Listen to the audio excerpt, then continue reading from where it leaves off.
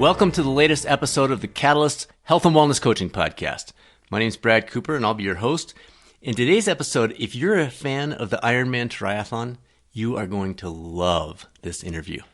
And if you're sitting there thinking, I have no idea what the Ironman World Championship even is, you're going to love this episode. Let me tell you a little bit about our guest, Chrissie Wellington.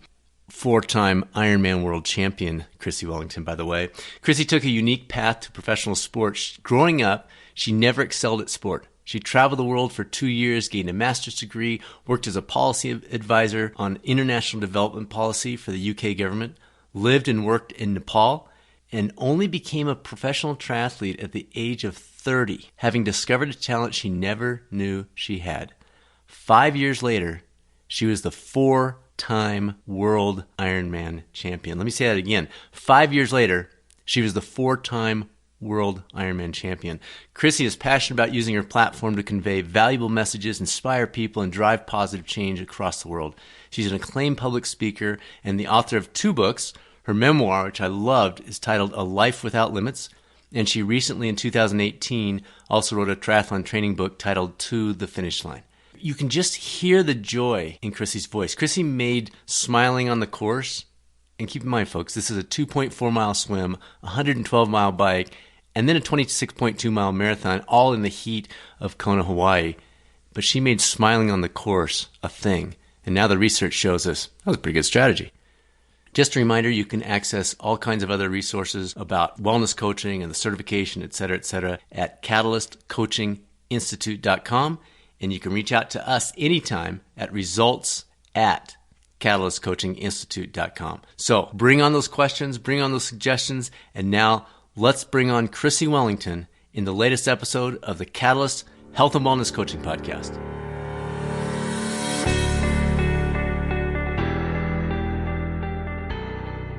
Well, very good. Well, Chrissie Wellington, thank you so much for joining us today. It is absolutely an honor to have you on the Catalyst Health and Wellness Coaching Podcast. Just out of the gate, catch us up. It's been 8 years since you won your 4th title in a very dramatic fashion. And now you have a daughter, same middle name as our daughter, interestingly enough. And you're playing a big role with the global ParkRun organization. Briefly catch us up, what you've been up to. Yeah, it's been a whirlwind since I retired. My last race, like you said, was in October 2011. And time really does fly. It only seems like yesterday that I was stepping off my TT bike on a Leahy Drive. But yeah, it's been an incredible journey. I think as many professional athletes will kind of attest to, it's the process of quote unquote retirement, transitioning. It's quite challenging. Absolutely. You know, emotionally, very, very, very, very difficult at times. Your life revolves around the axis of triathlon, and when that's no longer there, you miss the structure and the goal.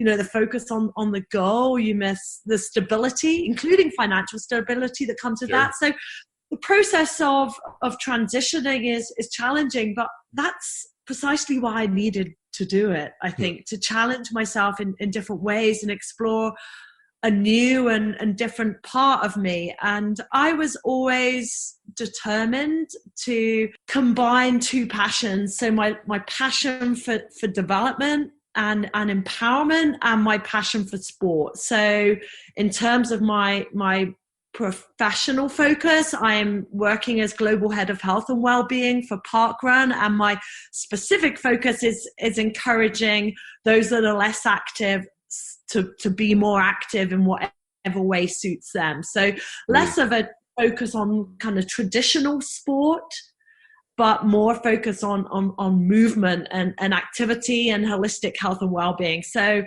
I'm incredibly passionate about, you know, the path that, you know, my career has taken and is taking me. And in terms of my personal life, I definitely haven't hung up my Lycra, but I am definitely not training 4, 5, 6 hours a day anymore. So I'm probably training, you know, 1, maybe a bit more hours a day, primarily focusing on running. I think it's the most time efficient form of exercise for me, and actually the one that I did enjoy out of all of the 3. When I when I first retired, I found it quite difficult to enter races because I felt that people expected me to perform as I used to. Sure. And so I was doing a lot more, I guess, in the way of endurance challenges, less tangible achievements. And it's only more recently that I've felt able to throw myself into a variety of different challenges. So marathons or half marathons or ultra marathons and things like that have, some time goal attached to them, as well as a kind of more of a holistic challenge and an experience. So I've really enjoyed throwing myself into the running again and embarking on the new ultra marathon challenges. And then, like you said, we gave birth to our daughter Esme. Again, time flies. It's over 3 years ago now. So she's 3 going on 30. Of course. Well, just what a journey. Just I don't need to tell you that, but she's such a blessing and has enriched our lives and my life in so many wonderful ways. So yeah, that's a very brief run through of where I'm at, both personally and professionally. But I don't think you can ever hope to replicate exactly the experience and the emotions and the satisfaction that came from being a professional sports person. It's very unique, but nonetheless, life can be full of challenges and can be fulfilling and enriching in many different ways. So I'm really enjoying that. Beautiful. Well, let's go ahead and run down that rabbit trail you mentioned about entering races without that, external or internal expectation. You're certainly not a slug. And I know you popped off a 2:49 marathon at London a couple of years back, but how do you do that mentally? For the person who's out there listening saying, I competed in college, or not at your level, but we all have our own personal expectations. How have you started to shut that off or temporarily turn it off, and then maybe turn it on once in a while for a big event? But any suggestions along those lines for listeners? I've always placed a weight of expectation on my shoulders. So not just in the sporting context, but in academia, for example. I expect a lot out of myself. I'm my own worst critic. Sure. Is a double-edged sword sometimes, and I can use it to my advantage because it enables me to strive to be the very, very best in everything that I do, regardless of whether I'm actually the best at it.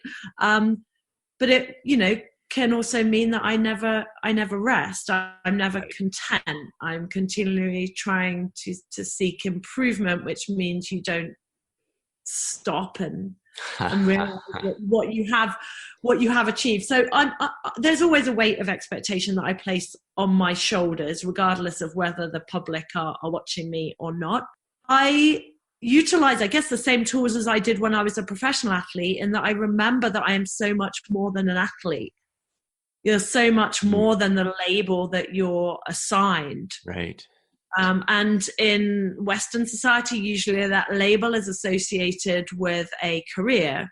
But if I define myself, and if my emotions were wedded to everything I achieved as an athlete, it would be an horrific roller coaster ride, because you're not always a champion and you're not always going to be seen as that. So you have to see yourself as so much more than that kind of moniker or that label that you've been given. And when I retired, I did feel the weight of expectation to perform as though I was still a professional athlete. And I did slowly realize that wasn't me. It was part of me and part of my history, but it wasn't who I was. And then also you do realize that people aren't looking at you the way you look at yourself. It's probably quite arrogant to think people are looking at me as though I'm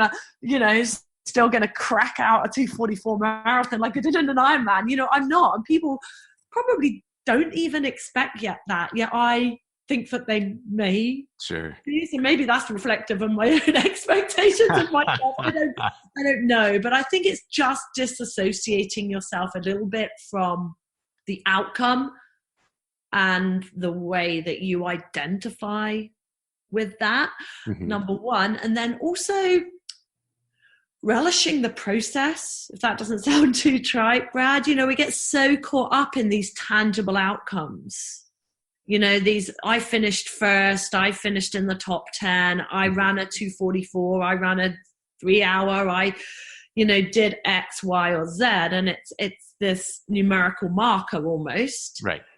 And that's what our sense of well-being, our sense of achievement, sense of fulfillment is associated with, right? And it's all about the process, really, because I could be world champion, but if I did not enjoy the journey, if it was a torturous journey that I really didn't like each and every day, that wouldn't be a life worth living. So I'm trying to really enjoy the process of getting to a goal. It's not to say I shouldn't have goals, but just really loving what I do each and every day, and that to be part of, I guess, my measure of success, if that makes sense. So I love what you're saying. Can you help us? So let's assume, I'll just say for me, I struggle with that. And I know a lot of our listeners do too. Any practical tips on how to integrate that more effectively? So I can hear in your voice that it's still a growing process for you as well, but any things you've learned along the way that have helped you to focus on that process in the midst of that journey? Yes, I think making activity social is very, very important. Often when you're in an individual sport like triathlon, the temptation is very much to do things on your own and be focused on your goal and your session and your program. And I was guilty of that. And I think just making activity social is very, very important, both in terms of motivation and also the sheer enjoyment and the sheer pleasure of being part of a group and sharing an experience. For me, becoming or being, I wouldn't even say I became like this, just being less technologically dependent. So when I'm wedded to a pace or a time, I find that increases or decreases my enjoyment. So I'm looking more at my watch and I'm worrying about what the metrics say than the smells, the aromas of the flowers and the beauty around me, all of those kind of more esoteric sensations I'm not paying attention to because I'm looking at the watch. Interesting. And that's not saying hitting a kind of numerical target can't be very satisfying. It can, but I think that there's a place for technology and that we sometimes need to disassociate ourselves from it in order to be able to enjoy that process. I think sometimes it's very important to have a structure if you're wanting to progress towards a goal, whatever that goal is. It's important to have consistency and have a program, have a structure. But then again, it's important just to be flexible and go with feel and just do things because you want to rather than you feel obligated because it's part of a program. So I think getting that balance right is very, very important. So I do a lot more running now without a watch, and definitely without a watch that tells me what pace I'm going at. And then sometimes, just being a bit more flexible, running in the evening instead of in the morning, or going off-road instead of on-road. All of those little, subtle changes are, I think, are quite important just to enjoy the process. And for me, I guess setting myself stepping stone markers. So rather than only seeing success in the final outcome, the marathon time or whatever that might be, also having little markers along the way that say, actually you're improving, you're doing a good job, so that the process of getting to that final A race or whatever it might be, a North Star, is an enjoyable and gratifying one, because you can see that you are progressing and making steps forward. Beautiful. Love it. Okay, so the question you've been asked probably 1 million or 3 million times. You retired at the top. I mean, Chrissie, you were killing it. You crushed your last one, and then you walked away. How did you know it was time? You've referenced some of that. You want to be more than just an athlete, et cetera. But what were some of the things that resulted in that decision, and how did that go? I guess the first thing to say is every professional athlete has to leave the sport at some point. And different athletes leave the sport at different times and for different reasons. Mm-hmm. For me, it was relatively simple. It was because I had the race I'd always dreamed of. And I felt complete as an athlete.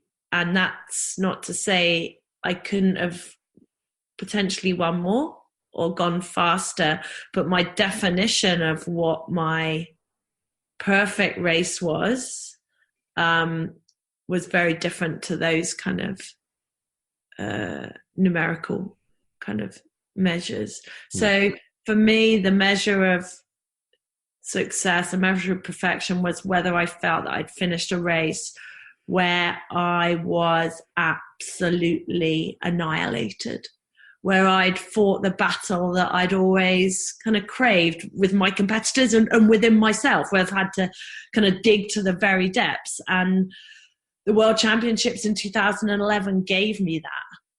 And I didn't think it could be bettered. Yeah, maybe I could have gone faster and maybe I could have won more races, but I could never have had the same feeling of satisfaction, exhilaration, relief, jubilation that I felt at the end of that race. And maybe where as professional athletes, we're always searching for that. And I found it. And as much as I wanted to replicate it again and again and again, I almost had the feeling, quit while you're ahead. You've proven yourself now through this race that you're worthy of being called a champion, and that means you're enough. So I guess they were my reasons, leaving on my own terms, feeling ultimately fulfilled as an athlete, knowing that I had to make the decision at some point. And lastly, because Ironman was becoming, I don't know how to say this without sounding arrogant, and I don't want to, but it was becoming comfortable. It was my comfort zone. I knew how to train 4, 5, 6 hours a day. I knew how to apply myself. I knew that I could do it. And for me, life's about different challenges. And to continue would have been the easiest thing. You know, emotionally, I was secure in it. Financially, I was secure in it.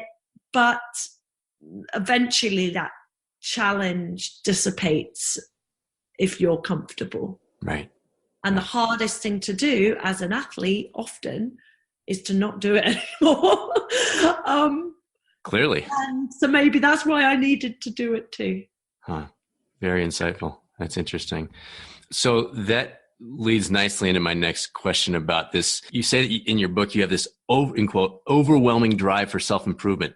Now you're not racing and you're still pursuing this drive for self-improvement. And I think, frankly, for a lot of our health and wellness coaches, they have the same thing. First of all, where did that come from? Or what's your sense of where that came from for you? How do you keep it fed now when you're not competing at the same level, at least? And then suggestions for coaches that want to help others engage in that same drive and use it for good, even though it may not quite be at the Chrissie Wellington level. Oh, wow. Where does it come from? As I alluded to before, I think I've applied that characteristic across my life ever since I was a young girl. My parents were really supportive, but never pushy, always encouraging, and they always kind of facilitated opportunities, but whether I took them or not, they didn't mind. But I just, ever since I was a young girl at school, I just always wanted to do the best that I can. I was competitive with myself, and I was competitive with my peers. You know, I wanted to get an A grade, but I also wanted to get the best A grade. Right. And I've applied that across all areas of my life. And I don't think that striving for self-improvement necessarily means striving to be number one in the world. It just means striving to be the best that you can be in, you know, at whatever you're doing at any particular time.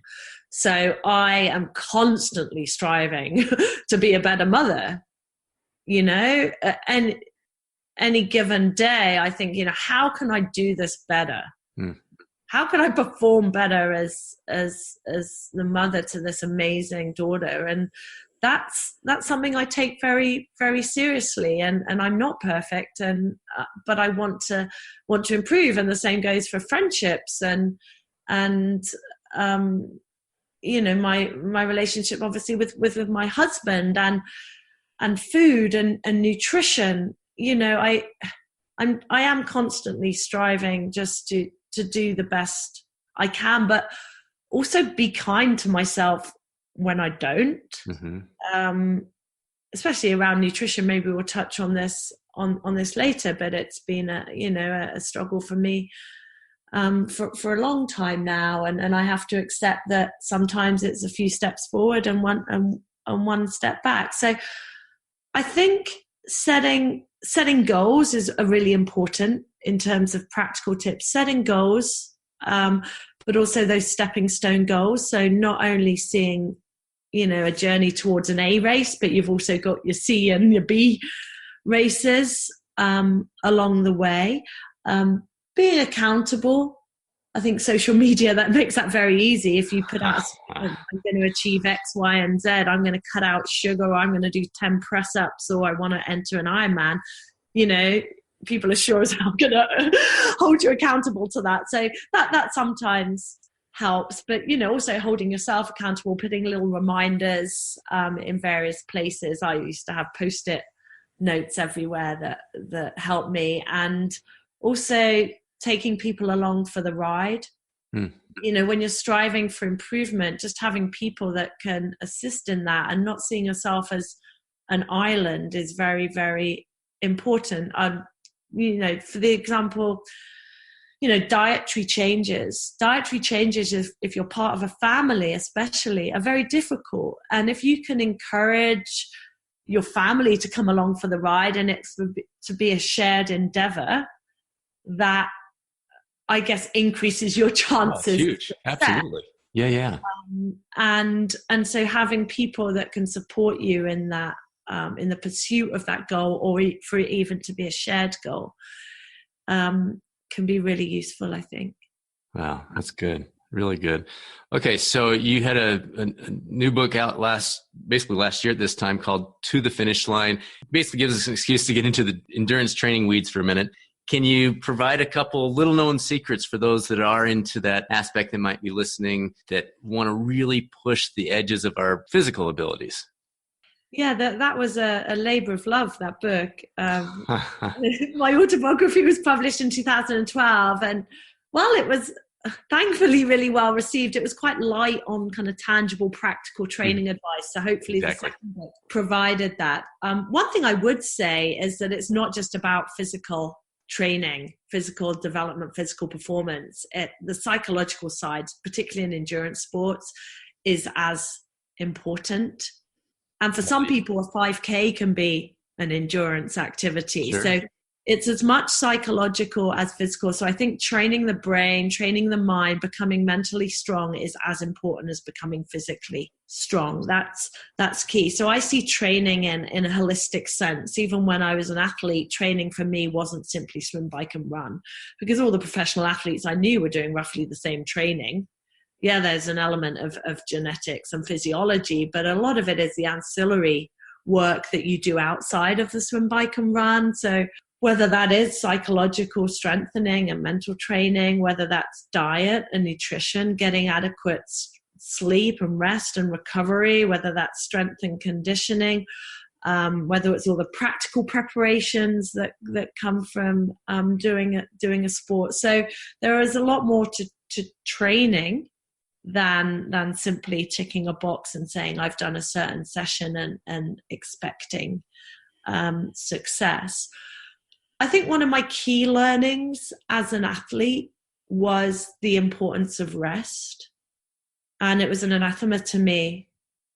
Prior to becoming a professional triathlete, I worked for the government as a policy advisor on international development. So I was embarking in kind of a passion for endurance sports whilst working full time. And for me, rest was just tantamount to weakness. So I was training hard and I was training every day. And when I wasn't training, I was socializing or working. Working or socializing probably should have been the order. And it was only when I became a professional athlete that my first coach made me realize that it wasn't the training that was making me stronger. It was the rest and recovery from that training. And it was not only important to rest my body, but to rest my mind. And it's a luxury for amateur athletes who, like I said, are combining, their passion for, in this case, endurance sports with other aspects of their life, but still it's no less important, probably even more important, to incorporate rest and recovery and to not feel guilty about it and to embrace it as a way of making yourself stronger, and not only stronger in the short term, but to ensure your longevity in the sport or activity of your choice. Nice. Very good. Okay, so let's broaden it out a little bit more the well-being side of things. Are there, let me take a step back. I think a lot of people assume athletes like yourself, the greatest in the world, some of the greatest we've ever seen, don't have to struggle with the day-to-day stuff, the well-being stuff. Can you walk us through some of the things in your own life that maybe have been a struggle that people that have read know that you've shared this openly, but maybe some things to encourage people to say, hey, look, we're all human. We all got issues. And your clients, maybe that'll help them with something they're trying to work through with the client or their own life. We are successful because of the things we endure, not despite of.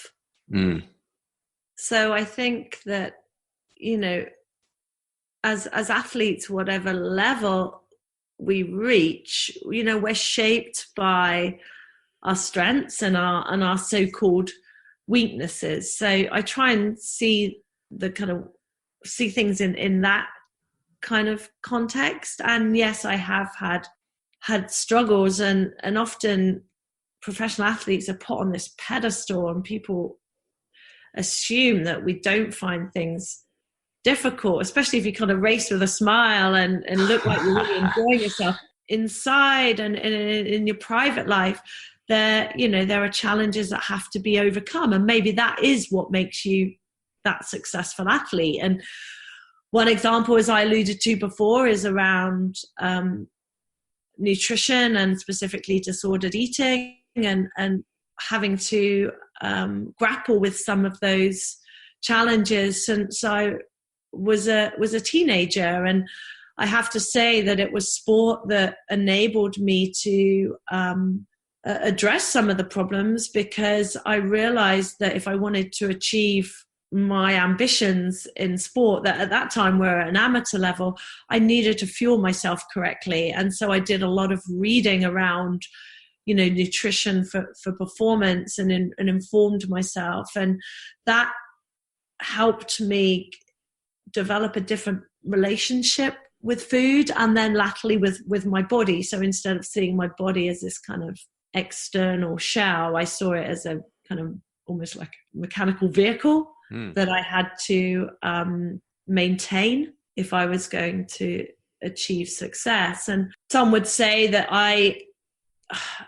that the kind of disordered eating then transitioned or manifested into disordered activity in terms of the volume of activity I was doing, helped me then I guess find an outlet for the psychology that was underpinning the disordered eating, if that makes sense. Sure. And I wouldn't say that was the case, because when I was training, I was also fueling very, very effectively, because if I hadn't have been, I wouldn't have been able to achieve what I did. However, what I will admit was that when I retired and reduced the volume of training and the intensity of training, the demons reappeared. And I needed to find ways of coping with them and managing them, and seeing my body as something different to an athletic machine again, and appreciating that it would change and it would alter because I was no longer an athlete. And I think that process was helped by us becoming pregnant and me seeing myself as, again, someone and somebody that could grow a new life.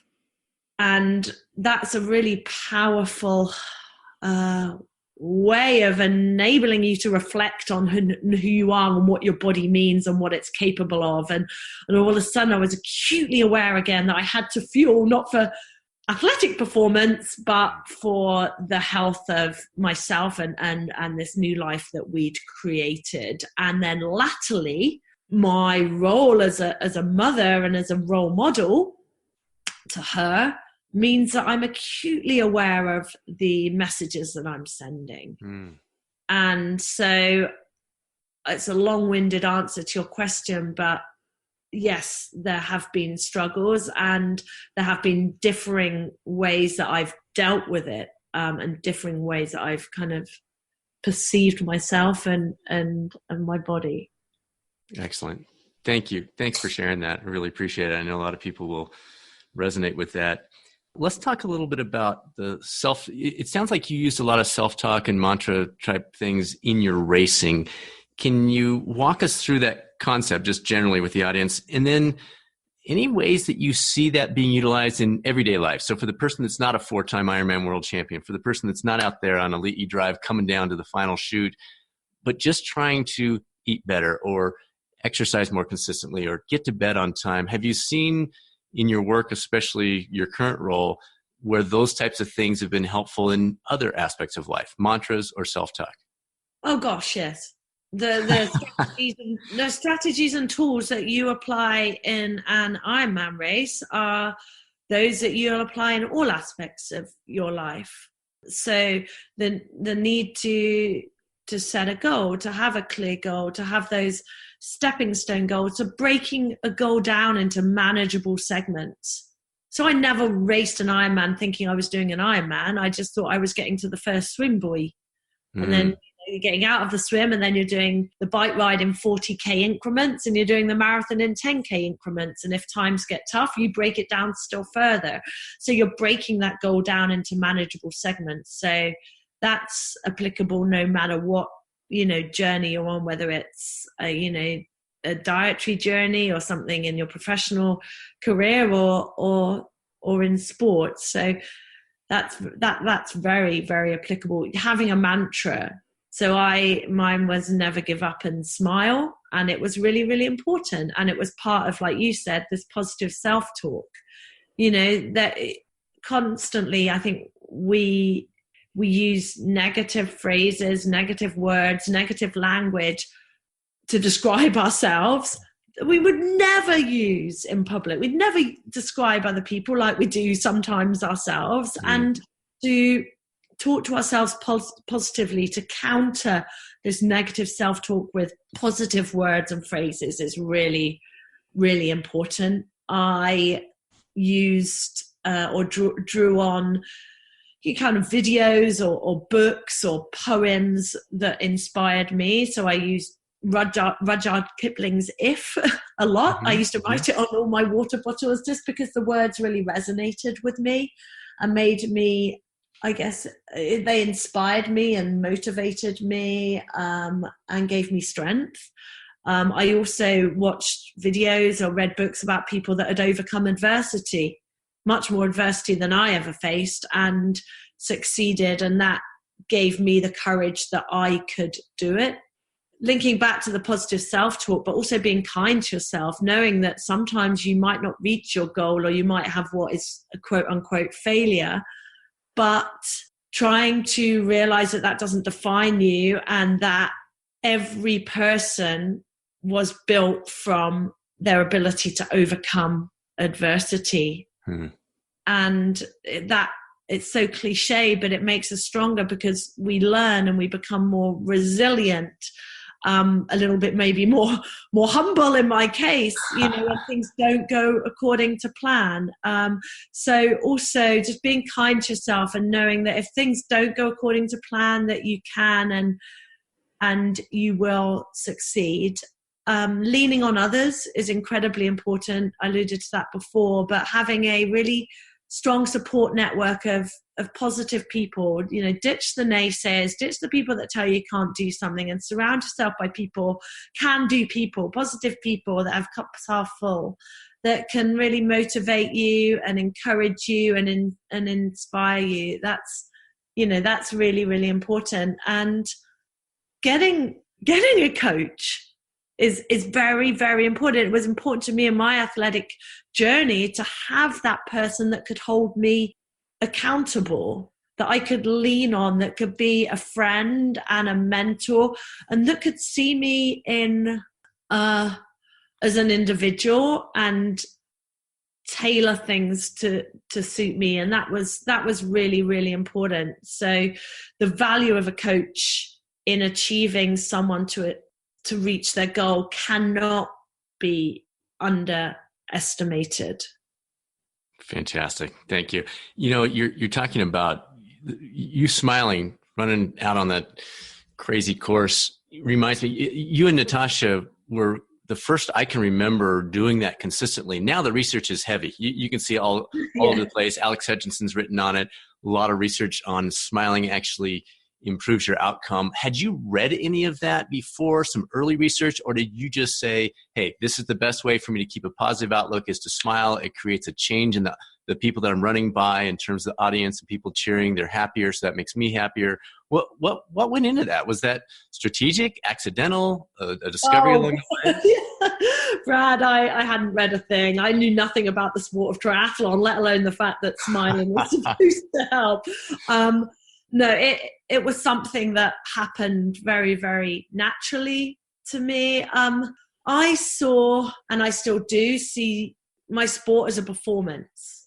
It wasn't just executing a race. It was almost like a actor on a stage, performing and kind of perfecting my craft in front of a crowd. And so I was acutely aware that people were watching me and I wanted to give something back. Then when you give something back, it empowers you. If you smile at someone, they smile back, it gives you a boost. It gives them a boost and it gives you a boost. It was this reciprocal kind of uplifting process. Secondly, it really helps you relax. If you relax your face, if you allow your face, not a huge beaming smile all the time, but if you just relax your face, it's so important. If you grimace, you're kind of tensing your eyes, and then you tense your shoulders and you tense your whole body. So it helps you, it really does help you relax. I think it can help to counter negative thoughts. If you force yourself to smile, you force yourself to think of positive thoughts and that to manifest in a smile. I think that can really help. And yes, for me, maybe more latterly, if I masked the pain with a smile, it would impact my competitors. But that sounds a little bit too strategic. Was it a game face? Potentially. I didn't want to give too much away, and I was hurting at times that I was smiling, but for the most part, I'm smiling because I'm enjoying it. I loved it. It was a blessing and a privilege to be able to do what I did, and there's no better way to convey that than by smiling. So good, Chrissie. Last couple of questions. So your involvement with ParkRun, I was going to say in the UK, but really more globally, has put you right in the dead center of the well-being, wellness world. If you were advising, and you kind of are here, if you're advising health and wellness coaches who wanted to make a bigger impact on helping people improve their lives, any suggestions, ways to grow their coaching practice and have the biggest possible impact on the clients they're working with? I've just been made so aware through the work over the last few years that we live in a blame culture. So people are obese, people are lazy, people are inactive, people don't take responsibility for themselves. And I am aware much more that we're products of our environment. And it's the environment that also needs to change so that people can seize opportunities. If you don't have access to healthy food, or you haven't got the financial resources, or you haven't got the information to be able to cook with certain ingredients, then it's really, really difficult to have that personal response, or to have that personal responsibility for change. So I think it's important for people, for coaches, to look at the environment in which people live and encourage them to take steps that are realistic in terms of the context in which they live. For people to realize that it's not always big steps, sometimes it's smaller steps that really matter.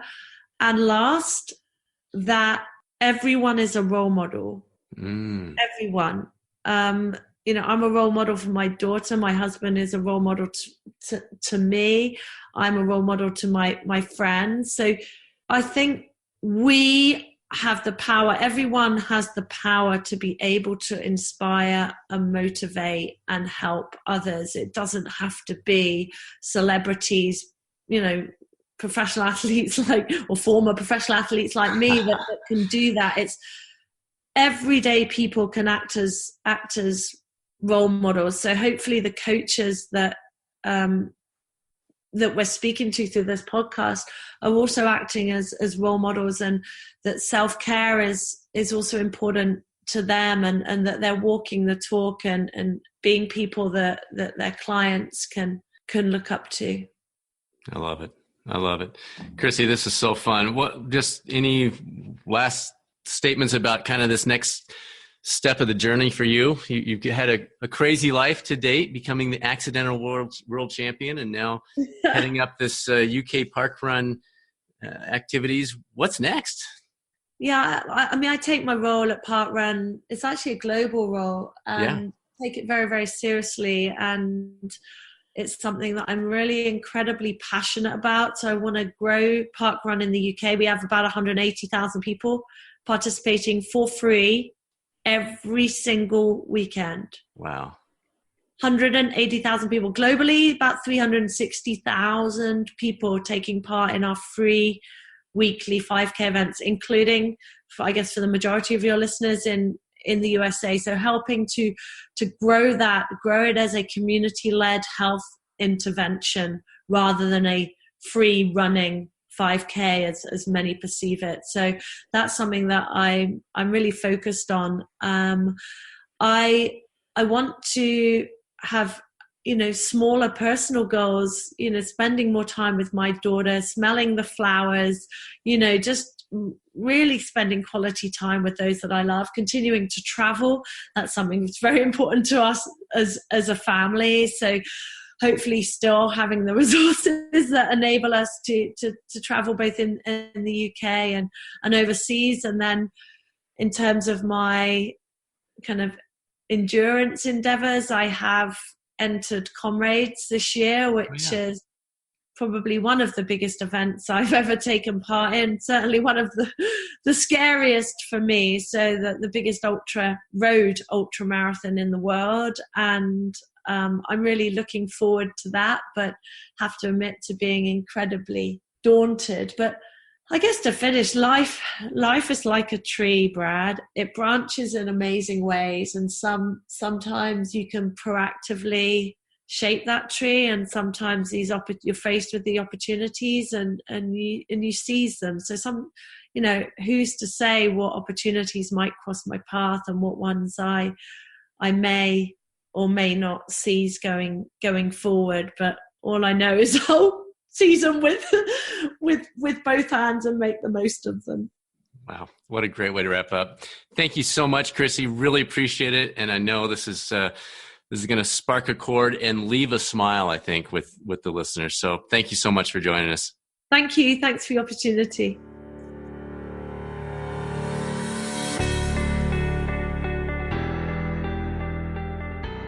Powerful stuff, wasn't it? Again, Chrissie's history is pretty interesting. She came on the scene as a complete unknown, won the Ironman World Championship, and then was essentially untouchable for a 5-year period. And you kind of got the sense why. I mean, you could hear the passion in her voice. You could hear the focus. She shared a lot of tips in there. I know for the triathletes, you're probably like taking notes through that the whole time. Oh yeah, I'm going to do this and this and this. But for those of us who are wellness coaches, for those of us who are thinking about going that direction and looking for tips for our own lives, she packed that thing. One of the things that she talked about was the idea that it's not just the physical. Everyone's out there training the same. The training sessions are pretty much the same.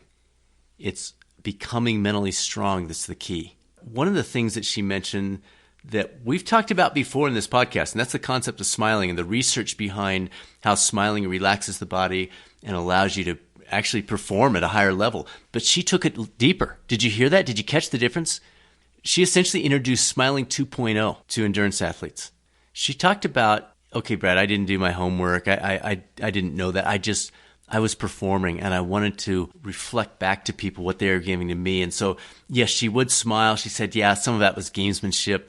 But part of it is when she would smile, the spectators would smile back and that would fill her with more energy. I mean, think about that. For those of you out there racing, marathons, triathlons, anything where there's spectators, we know the smiling works in general. And now you know Smiling 2.0. I was just like, oh my gosh, I got to write that down. That's awesome.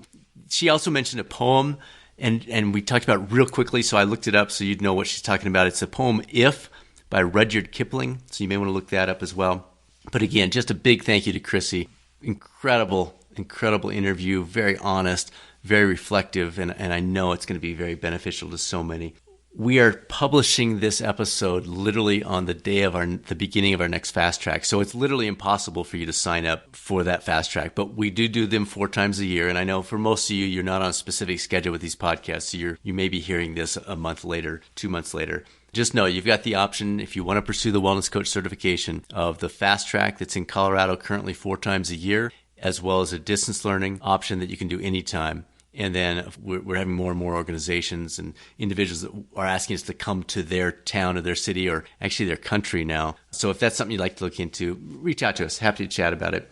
Again, any questions you have, if you're pondering this stuff, if you wonder how this fits in your career, if you have an idea about a future podcast, anything, it's results@catalystcoachinginstitute.com. The website is catalystcoachinginstitute.com. And literally, we're here for you. That's why we do this. We love seeing that growth in the industry. We love seeing the individuals come through and see those light bulbs go off. So we're here. We're happy to chat, happy to talk you through anything related to that. So with that, just a reminder, the path to our best self begins with our better self. And I think that's such a critical message to be sharing as a coach, as a friend, as a spouse, as a parent, as a boss, whatever role you're playing. That path to best self can be oftentimes incredibly intimidating, but when we focus on our better self, we can do that, and so can those around us. So let's keep working towards better than yesterday for ourselves and all those around us. Make it a great rest of the day, and I'll look forward to speaking with you soon on the next episode of the Catalyst Health and Wellness Coaching Podcast.